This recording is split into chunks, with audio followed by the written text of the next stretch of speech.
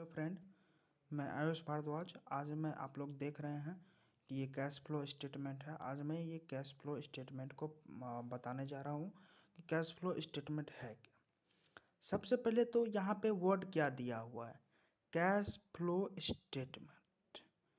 इसका meaning, cash flow statement का एक ही मीनिंग निकलता भाई, कि जो कि तुम्हारा कैश का इनफ्लो और आउटफ्लो का जो कैश इनफ्लो हो रहा है कैश का, और आउटफ्लो कैश जो हो रहा है उसको जो सोच करता है उसे हम कैश फ्लो स्टेटमेंट कहते हैं। सीधे सीधी हम लोग इसका डेफिनेशन पढ़ते हैं।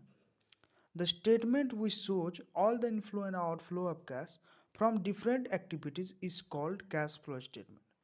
हम लोग तो समझ गए हैं, कैश फ्लो ऐसा स्टेटमेंट है जो कि कैश का इनफ्लो मतलब कैश कितना आया, और कैश का आउटफ्लो मतलब कैश कितना गया, उसका स्टेटमेंट सोच करता है एक डिफरेंट एक्टिविटीज़ में।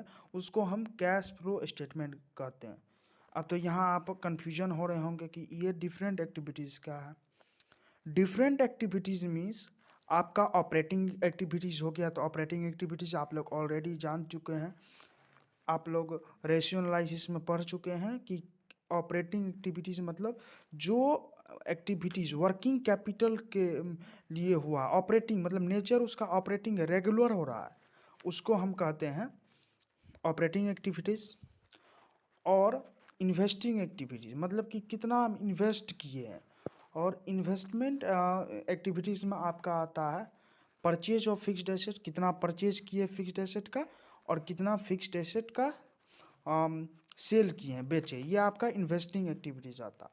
फाइनेंस में तो आपको पता है, से इक्विटी शेयर कैपिटल आ गया, प्रेफरेंस शेयर कैपिटल आ गया, डिवेंचर्स आ गया, ये हो गया फाइनेंस एक्टिविटी। तो सीधा सीधी मीनिंग्स हो गया कि जो कि हर एक एक्टिविटीज़ में कितना कैश फ्लो आया, कितना कैश पैसा आया, कितना गया, वो सोच करता है, उसको हम कैश फ्लो कहते हैं, कैश फ्लो स्टेटमेंट कहते हैं। अब यहाँ देखिए, cash flow and used from operating activities. Cash flow और यूज्ड फ्रॉम ऑपरेटिंग एक्टिविटीज का मीनिंग क्या, इसलिए यह हुआ कि कैश फ्लो, कैश का फ्लो हो रहा है, यूज्ड हो रहा है। तो हम लोग पहले इसलिए लिख दे हैं क्योंकि हम लोग को पता नहीं रहता कि कैश का फ्लो हो रहा है या यूज्ड हो रहा है। तो यूज्ड का मीनिंग ये हो गया, यूज्ड मतलब क्या, हमारा बैलेंस जब माइनस में आता है, हम लोग जब क्वेश्चन करेंगे तो वो ज़्यादातर समझ में आएगा। यूज हो रहा मतलब माइनस में जो आता है, मतलब जैसे 10 लाख का है, 12 लाख का, 10 लाख का इनफ्लो है, 12 लाख का आउटफ्लो होगा, 2 लाख जो है वो तो आपका यूज आ रहा है। ये समझ गए। इसमें भी है cash flow and use from investing activity. Investing activities related रहता है नॉन करेंट इन्वेस्टमेंट और नॉन करेंट एसेट। अब यहाँ आ रहा cash flow used from financing activities.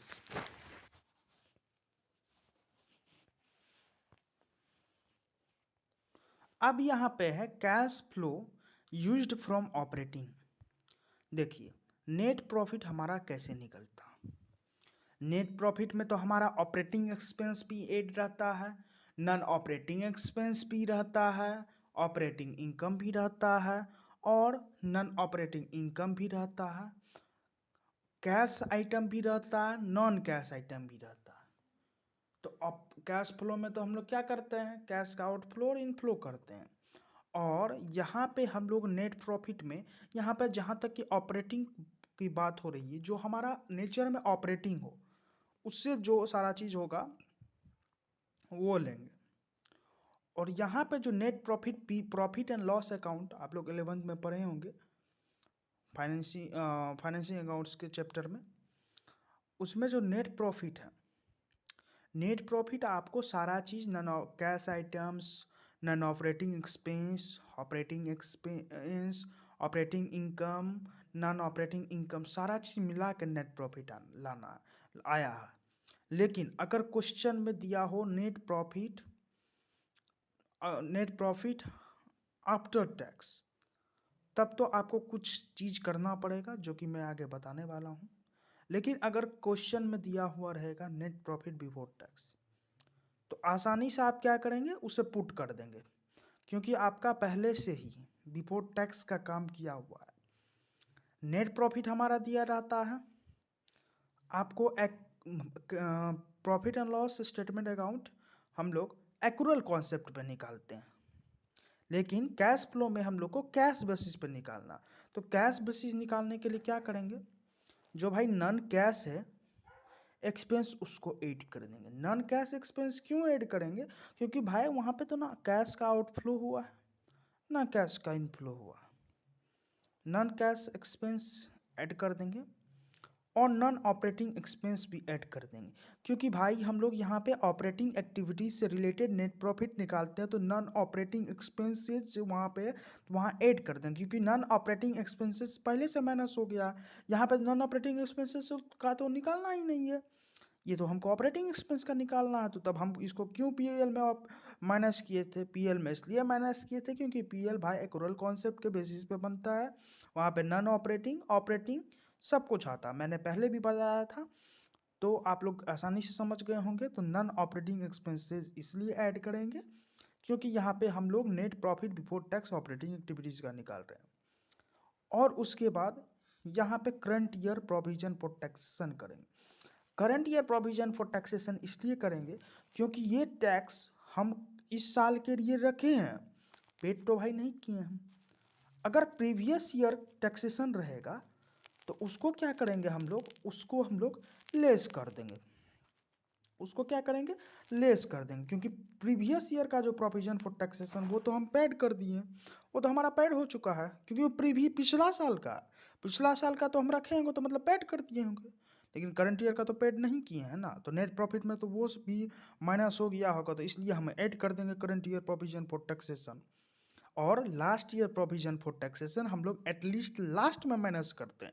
हम लोग एक क्वेश्चन करेंगे, उसमें मैं सारा चीज़ आपको बताऊंगा। नेट प्रॉफिट हो गया आपको, हो गया नेट प्रॉफिट में से। आप क्या करेंगे, यहाँ पे अब आ रहा है और क्या हम लोग नेट प्रॉफिट में करेंगे, और क्या करेंगे हम लोग, नॉन ऑपरेटिंग इनकम भी माइनस कर देंगे, क्योंकि वो जो इनकम है वो नॉन ऑपरेटिंग से रिलेटेड है। और non cash operating income minus कर देंगे, क्योंकि भाई हम वो नॉन कैश ऑपरेटिंग इनकम जो ऐड किए हैं वो तो हमारा ऑपरेटिंग से रिलेटेड नहीं है, तो उसको क्या करेंगे, उसको रख के क्या करेंगे, उसको लेस कर देंगे। और provision for taxation last year, मैंने अभी अभी बताया था, provision for taxation last year का मीन्स ये हो गया कि हम लोग इसको पेड कर दिए हैं। तो provision for taxation last year को हम लोग क्या करेंगे, लेस डिडक्ट कर देंगे, क्योंकि इसमें तो हम लोग पेड कर दिए हैं। और उसमें तो current year provision for taxation के लिए रखे हैं, इतना हम लोग रखे हैं कि इतना हम लोग का टैक्सेशन हो सकता है, लेकिन पेड तो नहीं किए हैं। ये हो गया। तो अब आइए हम लोग इसका ऑपरेटिंग एक्टिविटीज़ का कुछ क्लू देते हैं, जो जिसके द्वारा आपको क्वेश्चन सॉल्व करने में मदद होगी। एक बार आप लोग इस फॉर्मेट को देखिए, यहाँ पे नेट प्रॉफिट बिफोर टैक्स दिया हुआ है। अगर हमारे क्वेश्चन में दिया रहता है नेट प्रॉफिट